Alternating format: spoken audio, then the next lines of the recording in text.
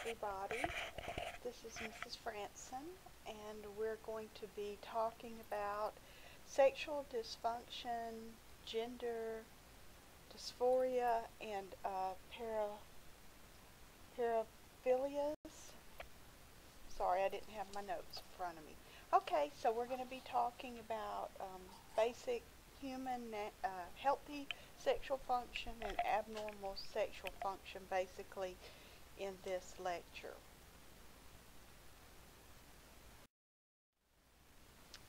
Now, human sexuality is something that patients are going to come to you about.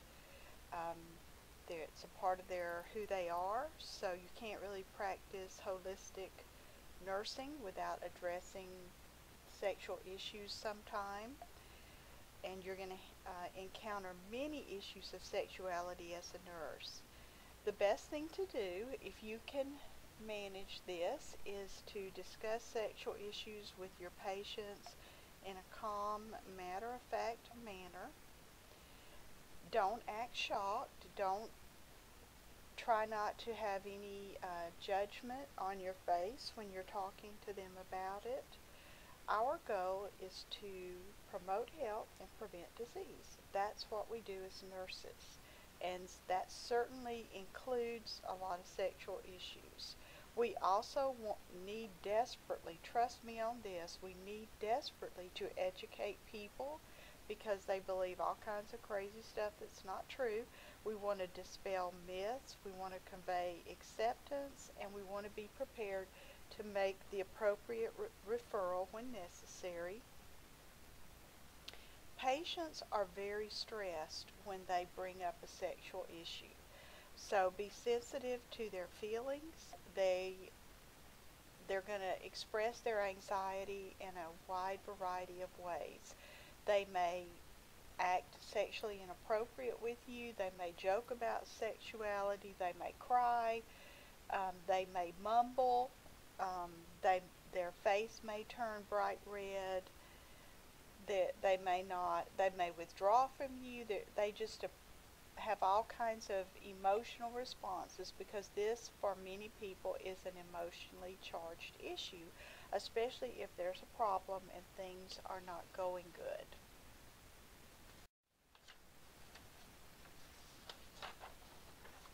Okay. These are the phases of the sexual response cycle that people go through. And why do we even care about these phases? Because it helps us to identify if there's a problem and how to go about providing interventions for the problem. So this is how normal sexuality works. It can be affected by the person's age, by their physical or emotional health, by their past experiences, and just the general state of the person's life. So let's go through these phases. Desire. Desire is present for most people. It's not present for everybody. It also declines with age. And it generally is not always equal between two people in a partnership. And if it's not, it can cause a lot of problems. Excessive or low sexual drive is an issue that you're going to encounter, and generally the first thing you want to consider there is the testosterone level. And you want to measure testosterone in both men and women because both men and women have a natural, normal range that testosterone should be in. And if it's below that level, it can diminish their libido. The excitement phase is when sexual tension increases, and we do have physical indications of excitation for both sexes, and those are penile erection in males and vaginal lubrication in females. Orgasm. When that occurs, then sexual tension begins to lower, and then during the resolution phase of sex, it returns to the normal level. Okay, a disturbance in the what is sexual dysfunction? Let's first of all let's say what it is.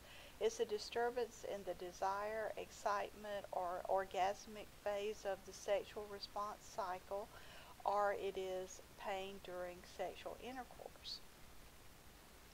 And there's a lot of different classes of sexual dysfunction, which we're going to talk about. Contrary to what we see in the movies, things don't always go perfectly and spectacularly in sexual encounters, and so sexual dysfunction is extremely common. So who are patients going to talk to about this? If, if they have a problem that is really bothering them, they are most likely going to confide in a nurse or their physician. Sexual dysfunction can be the result of stress, physiological problems, interpersonal conflicts, and psychological problems. So let's talk now about male hypoactive sexual desire disorders. Male hypoactive sexual desire disorder is only a problem if it bothers the person. This is a situation where the person has a very low interest in sex, the male, and it can be caused by a physiological problem, a psychological problem, or both. And often the culprit is low testosterone or depression. These are the two main causes of this, so the person needs to be investigated for those two issues. With women, we call this female sexual interest arousal disorder. And also, besides low testosterone in the female, it can also be caused when dopamine, progesterone, estrogen, and testosterone are not at the appropriate levels. Also, if the patient has high levels of serotonin, it inhibits sexual desire. Well, think about all of the antidepressants, for instance, selective serotonin reuptake inhibitors increase levels of serotonin. And so there are many, many drugs that affect a person's sexuality. And there's a chart on that in your book, so please make sure that you look at it. Antidepressants are one of the major classes of drugs that do this. Antihypertensives are another major class of drugs that do this. Antipsychotics are another class of drugs that do this. We think that 1 in 10 women suffer from female sexual interest arousal disorder.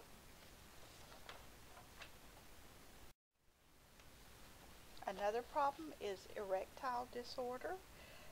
It's also called erectile dysfunction or impotence, and it refers to the failure to obtain and maintain an erection sufficient for sexual intercourse. How do we diagnose it? If the gentleman has a problem 75% of the time he attempts to have sex for at least 6 months, he meets the criteria for this disorder. Female orgasmic disorder is when the female fails to have an orgasm. It can also be referred to as anal orgasm, and the criteria is similar. The woman fails to reach an orgasm 75% of the time for a 6-month period. This disorder may appear at any time in the woman's lifetime. A period of time that it is more likely to appear is immediately following menopause, and this can be a physical or a psychological problem. Now, early ejaculation is just what it sounds like. The male has a premature ejaculation prior to the appropriate time in sexual relations, and it can occur for 2 reasons. Only one of them is on the slide. I'm sorry, I forgot to add it. If a person, meaning a male, if a male has hypersensitivity, that can contribute to premature ejaculation. They become aroused to the point of ejaculation too quickly because of being hypersensitive. The other thing is fear of performance, stressful relationships, those kind of psychological issues can also make this happen.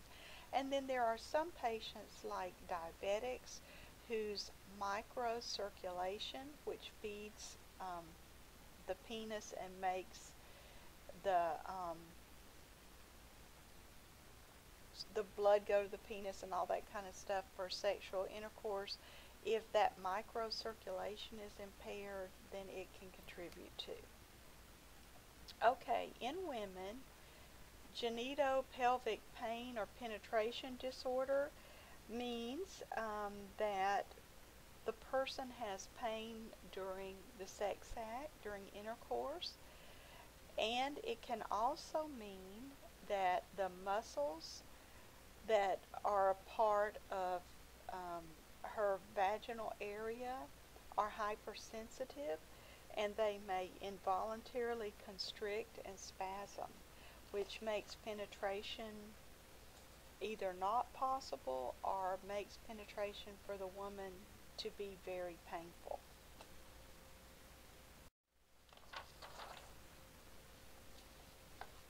Now, many people experience sexual dysfunction because of a medical condition, and for instance, a lot of heart diseases, neurological diseases, and endocrine diseases can all contribute to the development of this. And the sexual dysfunction can decrease the person's desire, such as depression. It can affect their orgasm, such as a neurological problem, or they can have pain during orgasm or during intercourse, and that could be because of poor circulation. It could be because of an endocrine situation where they're suffering from dehydration. So that's how that all works. And then substance-induced sexual dysfunction is very common because so many people abuse addictive substances. Alcohol, these are the substances that are abused that contribute the most to sexual dysfunction. Alcohol is absolutely the number one. After that, amphetamines, cocaine, opioids, sedatives, hypnotics, and anti-anxiety agents that are being abused can contribute to sexual dysfunction. We think, and then there's something called sexual dysfunction not elsewhere classified, and that just means it's something that affects a smaller number of people, and so it doesn't fit into one of the major categories. We think that about half of all adult women and at least 1/3 of adult men have at least one sexual dysfunction at some point in their lifetime. Mental illness makes normal sexual function much more difficult. Think about some of the issues that people that are seriously mentally ill have to deal with. Unstable relationships, they have poor coping mechanisms, they abuse defense mechanisms. This contributes to withdrawal and poor relationships. People that are mentally ill, even if they're not depressed, have a higher potential for depression, personality disorder, schizophrenia, and higher rates of substance abuse. So all of these things contribute to sexual dysfunction issues in the mentally ill.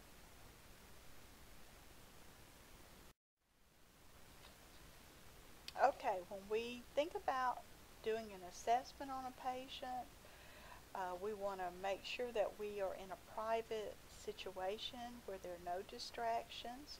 If you can manage, don't take any notes because it's going to be very hard for the person to talk about what's bothering them, and note-taking is a terrible distraction, and it breaks the intimacy of the discussion. You want to be as non-judgmental as you possibly can. Try to have good eye contact and be relaxed and friendly in the way that you are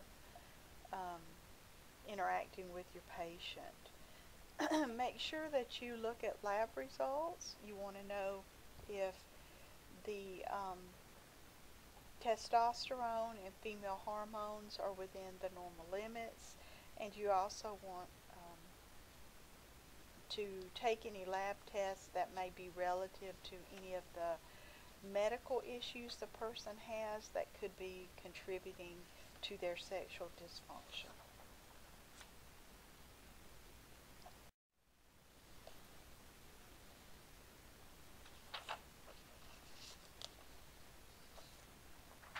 There are, by the way, some great comments in the book about assessment for sexual function, so please make sure that you look at that. Now, you go through the nursing process with a sexual disorder just like anything else. You're going to do an assessment, then the next step is you're going to do a nursing diagnosis. And there are some suggestions in the book of different nursing diagnoses that would be appropriate for a sexual disorder. Sexual dysfunction related to, as evidenced by, our ineffective sexuality pattern related to, or evidenced by. And then you're going to identify a realistic outcome for that patient, and you want both short and long-term goals. If you look on page 388, it's going to discuss the nursing diagnoses and outcomes relative to sexual dysfunction.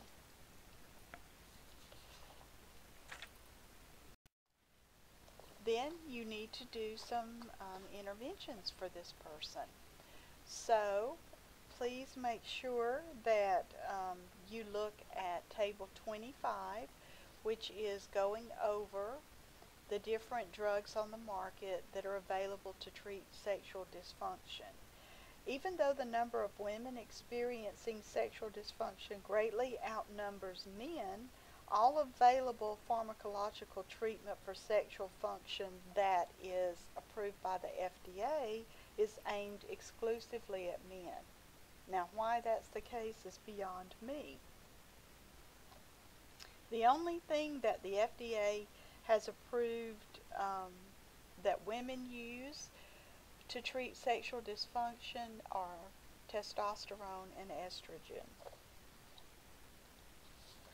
I'm going to mention once again, you want to look carefully at what the patient is taking, because a very large number of medications affect sexual performance.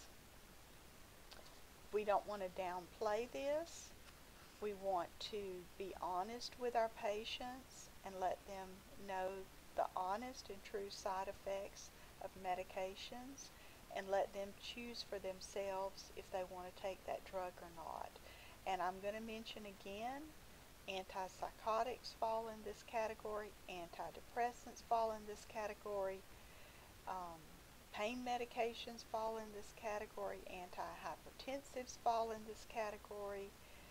So these medications greatly affect the quality of life that the patient has, and they have the right to total information so that they can make the best choice for themselves. Now let's just talk for a few minutes about these drugs listed on this slide. Some important nursing considerations.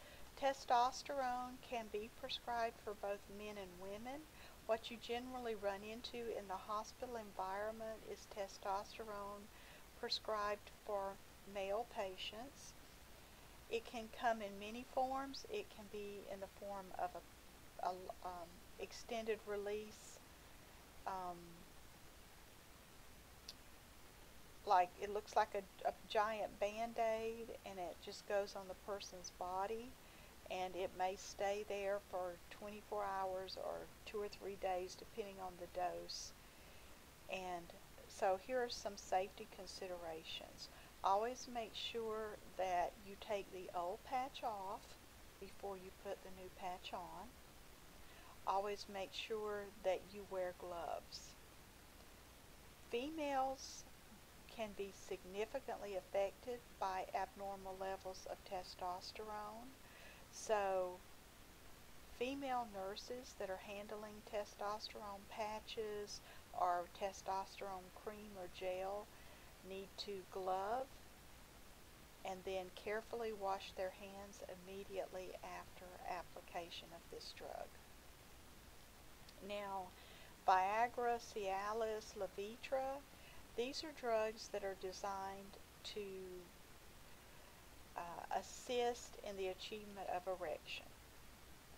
And no patient, and these are only used for men of course, but no patient that has to take you need to review the medication they're on for heart disease, because there's some contraindications there for patients on medications for heart disease. So please read about Viagra, Cialis, and Levitra and know when they are not candidates for these drugs, because it can cause a life-threatening situation. Now, these drugs can cause an increase in blood pressure, and they can also cause flushing. So you want to know that the patient is a candidate for these drugs and there is not a conflict with any other drug that they're on if they're taking it.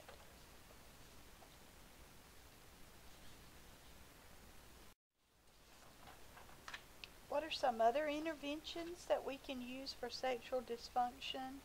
We will use psychoanalytical therapy, we'll use couples therapy, group therapy, and hypnotherapy, and then there are other special therapists that are like sex therapists that can also be consulted if they need to be. Please look on page 390 and it will go over the various therapies that are available to help people with sexual dysfunction. Now we are going to discuss some unusual sexual issues that you may run into as a nurse. And we're going to start with gender dysphoria. Generally, gender identity in a child is going to naturally establish by the time the child is 3 years old. I'm a boy or I'm a girl. Gender dysphoria occurs when feelings of unease are present in that child about being male or female. Now, why does this happen? There are a lot of factors that interfere with being comfortable with your natural sexual identity. In the past, this has been considered a mental illness. It has now been reclassified and is no longer considered a mental illness. What you may see in children that have gender dysphoria is that they will tell you that they are the opposite sex of what they are. Like they may be a little boy, but they'll tell you, I'm a girl, and they'll want you to call them by a female name. They'll want to dress like a girl because they see themselves as being little girls. Now, sometimes children do have gender dysphoria as children, but the vast majority of these kids resolve their feelings once they get to adolescence, and a very small percentage of these kids carry their sense of dysphoria into adulthood.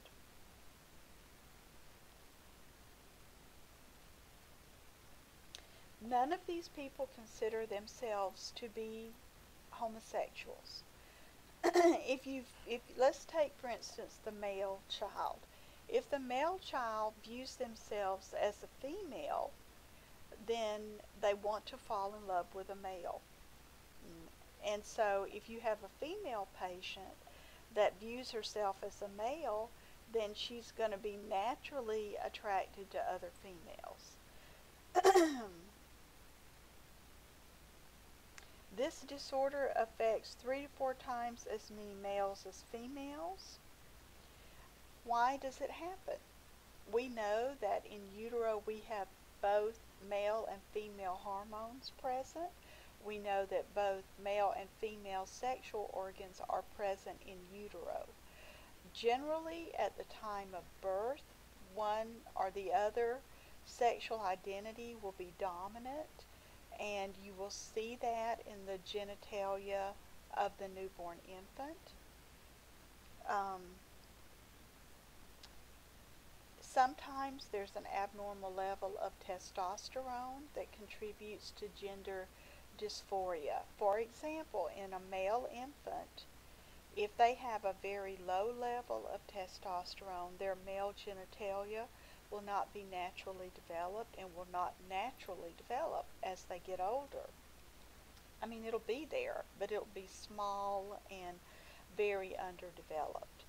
In the female baby, their clitoris will be excessively developed if they have an overabundance of testosterone.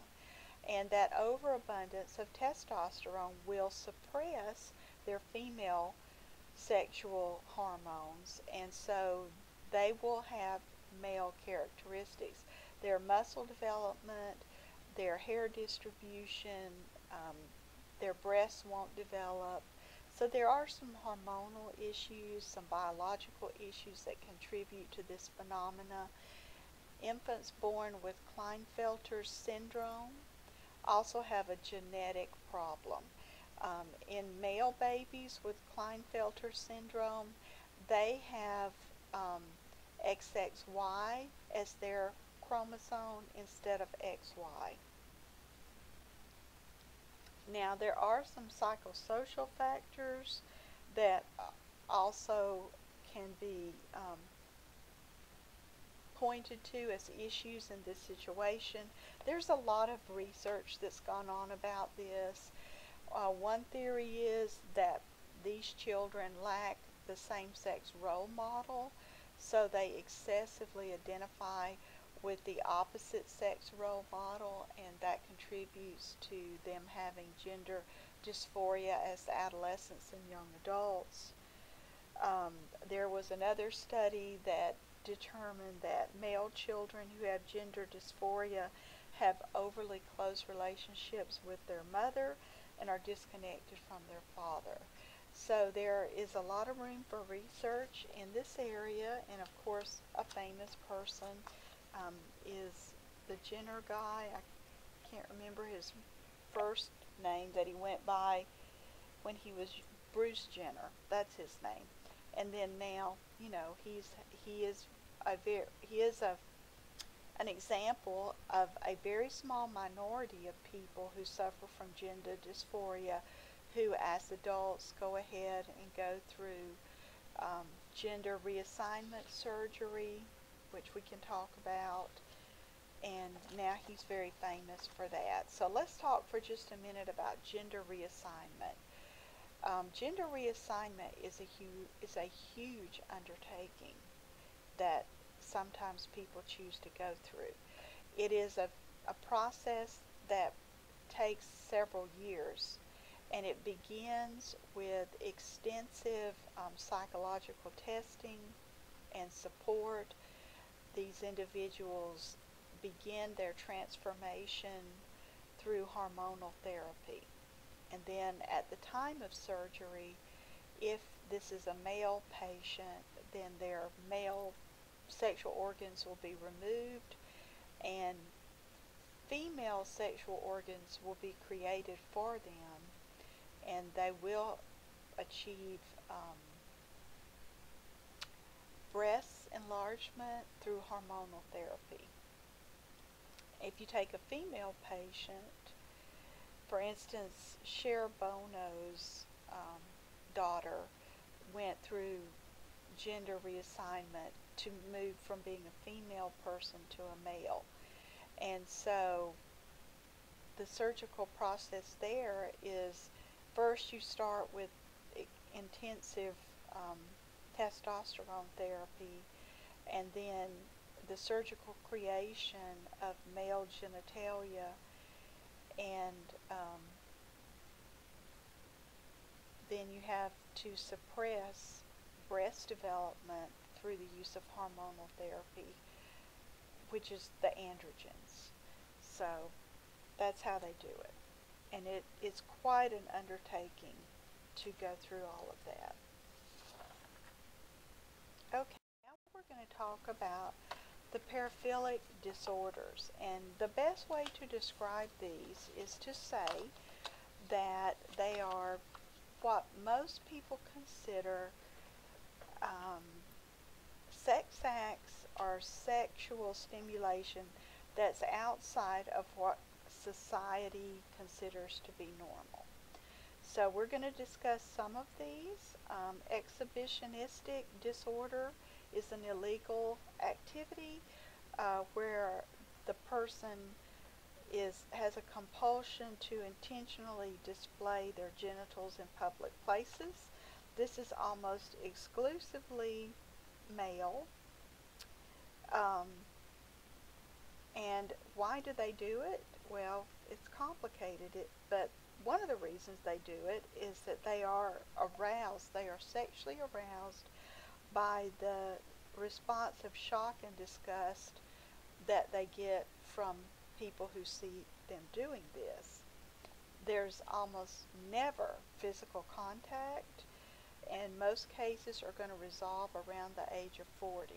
So if you had to take a guess as to what the hormonal foundation of this behavior is, what would you think it might be? My guess is it's tied to their testosterone level. Okay, fedonistic disorder is when the patient has turned their sexual focus to an object instead of a sexual partner. And the object really can be anything, but it's usually intimately associated with the human body. And it's associated with a person from their childhood who played a strong role in their childhood. And this person could have played a very positive or negative role.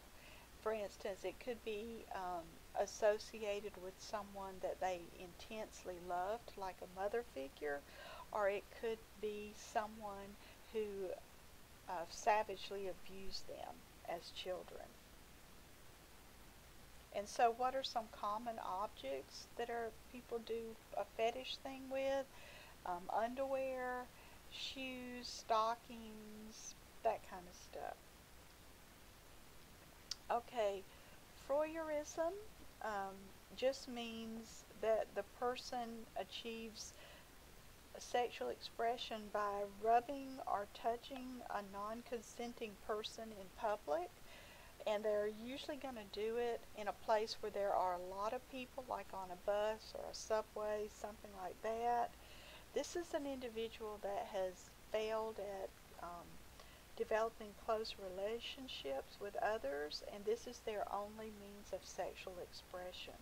Now, the paraphilic disorder is the most common disorder in this paraphilic disorder category.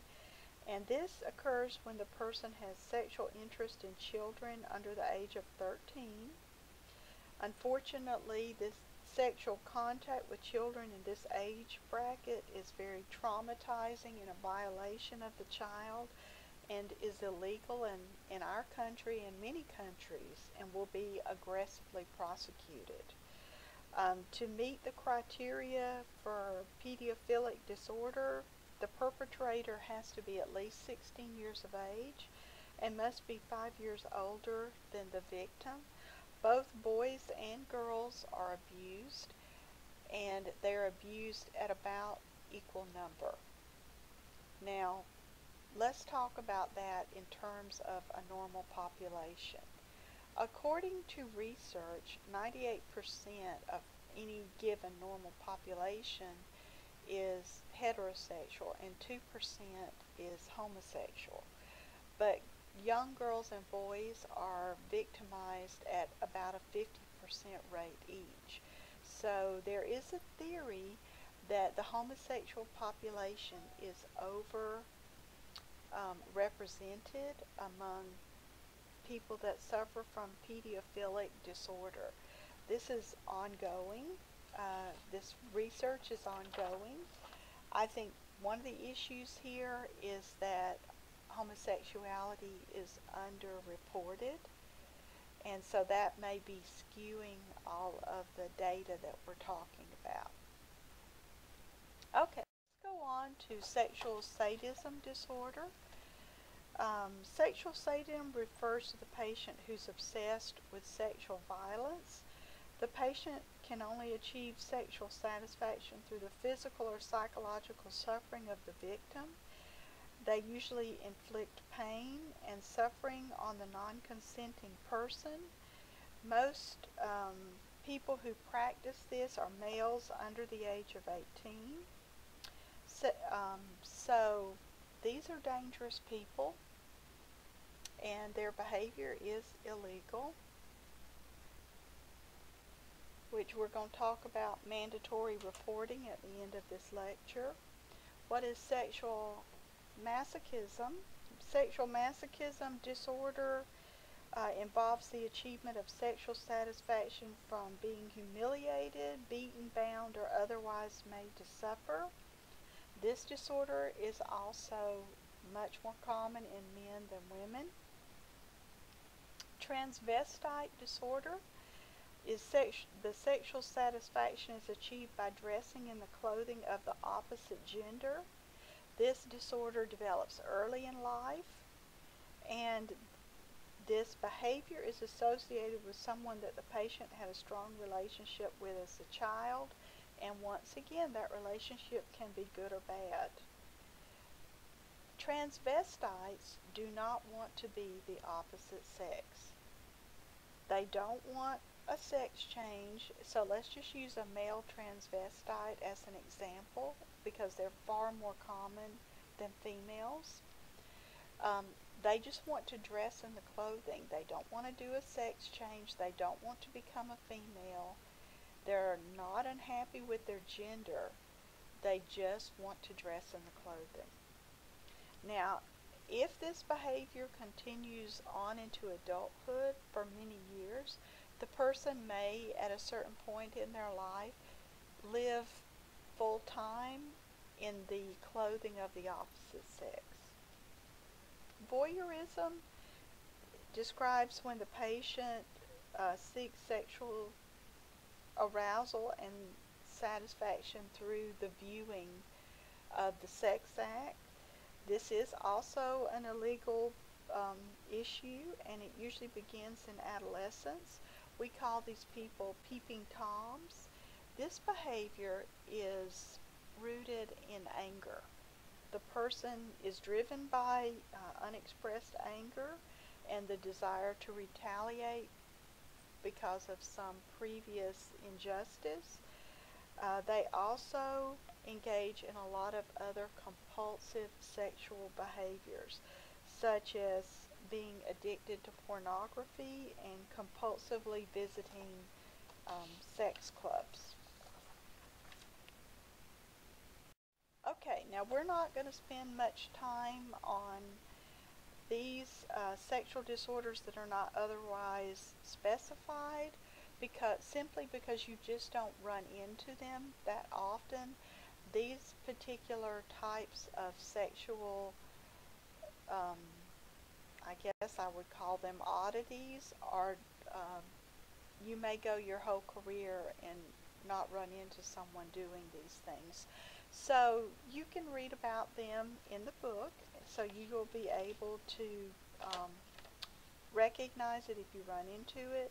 One I would like to talk about is the hypoxphilia. This is when people involve loss of consciousness as part of the sex act, and they may use like self-hanging devices, or they may use some drugs to do this. You tend to see this more in the hospital because sometimes they almost kill themselves, or sometimes they do kill themselves. and you end up running into them that way. And this is very prevalent in adolescent age kids. So this is an area that if you're working with adolescent age kids and you're talking to them about sex, you need to talk to them about this particular thing and encourage safe behavior. These rarer sexual disorders are discussed on page 394 if you want to talk about them. These non-standard sexual practices that we've been talking about involve behaviors that are offensive to most people, and many of them are illegal. So how do we know when to tell a patient that they need to get help for their sexual behavior? Here's a rule to go by. If their sexual behavior is illegal, they need help. If it causes relationship difficulties, they need help. If it is physically or emotionally harmful to themselves or others, they need help. So we want to get therapy, a referral for therapy right away if this is the situation. Now, most people with paraphilic disorders are Caucasian males. As I said earlier, the onset is generally going to occur prior to the age of 18. And these behaviors are most intense between the ages of 15 and 25, and they go away almost completely by the age of 50. So once again, what do you think is the biological foundation for that? I think it has to do with their sex hormone levels in the body, particularly testosterone. Now, what are the comorbidities? What are the other things that people have that engage in these rare sexual disorders? There's a strong relationship between childhood ADHD, substance abuse, phobic disorders, and depression. Researchers believe that substance abuse is strongly associated with sexual offenses. In one study, nearly 50% of sex offenders misused alcohol, 20% had a history of drug abuse, and 25% were intoxicated by drugs or alcohol at the time of their offense. I think that there is a strong relationship between substance abuse and sexual offenses. It's almost like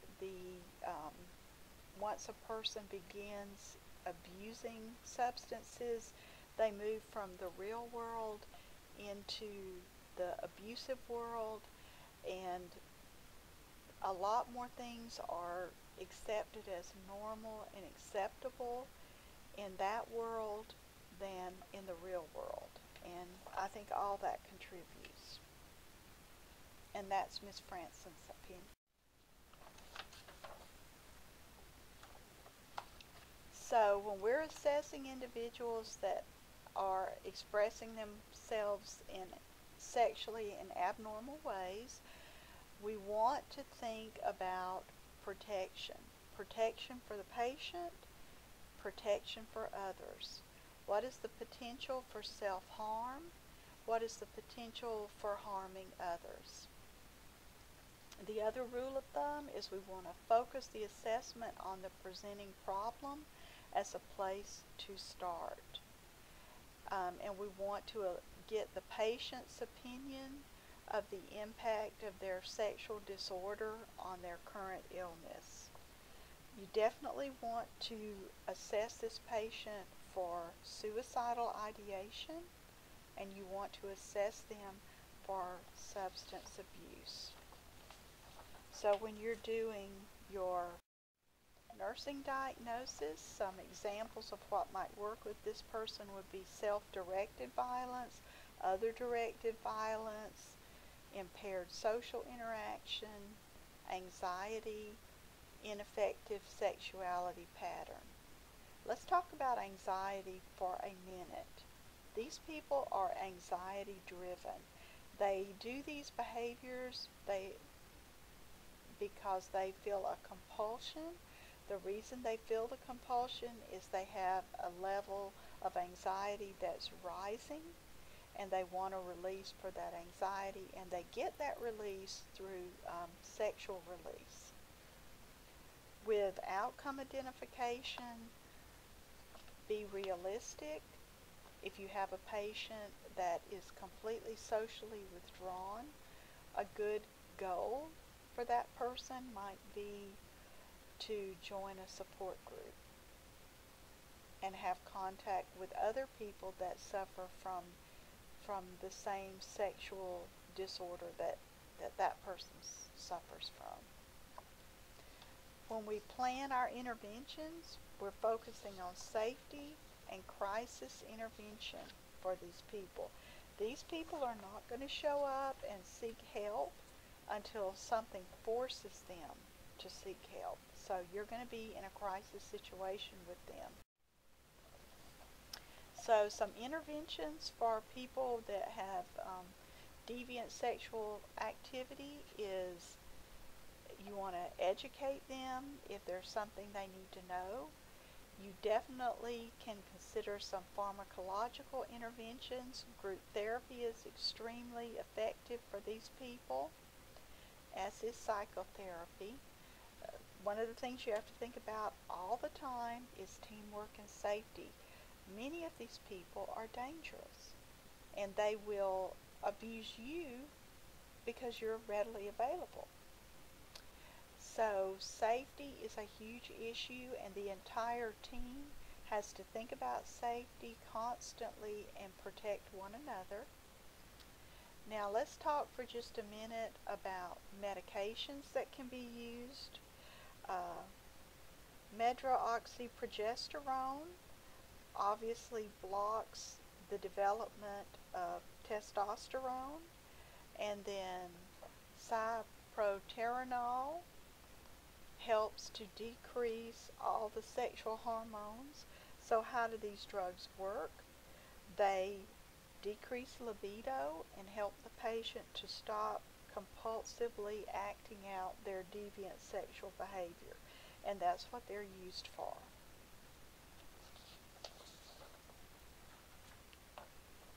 Now let's talk just a minute about mandatory reporting. If a patient tells you that they are going to harm another person, and you think that that there's a high probability that that could happen, you need to report that to the police. Don't forget that you're a mandatory reporter for abuse.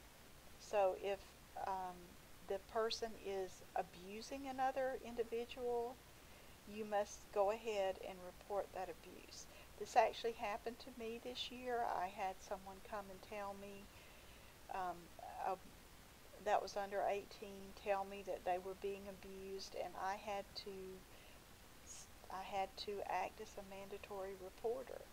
So I contacted DFACS in the county where these individuals worked and filed a report. It makes me feel better to know that that young lady is being protected, because she was being abused, and now that individual that was abusing her has been incarcerated.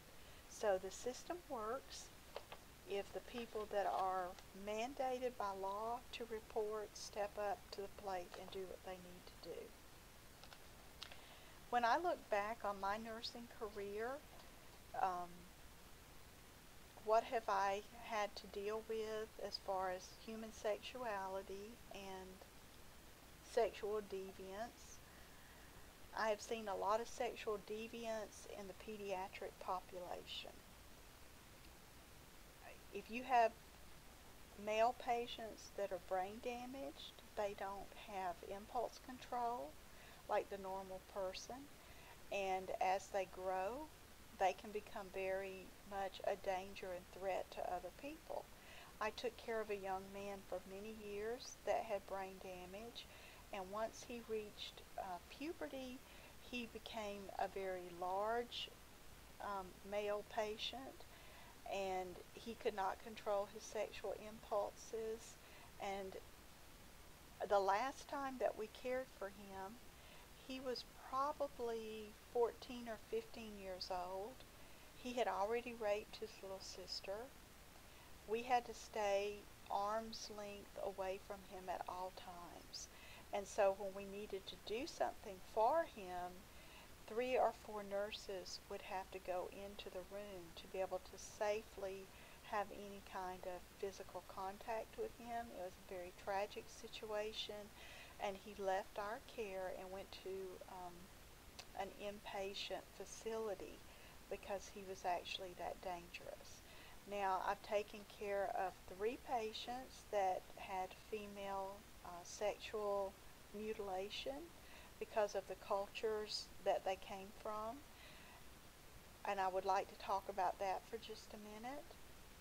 When you have a patient coming from another country or another culture into the American healthcare system, and they have a different type of female genitalia than what you're used to seeing, how are you going to handle that case without adding to their anxiety, stress, embarrassment, and mortification? Please read about female genital mutilation. There's some information in this chapter in your book. This is not done with consent. It's done to girls around the age of 10 or 11. They're held down against their will, and they do not consent to having this done.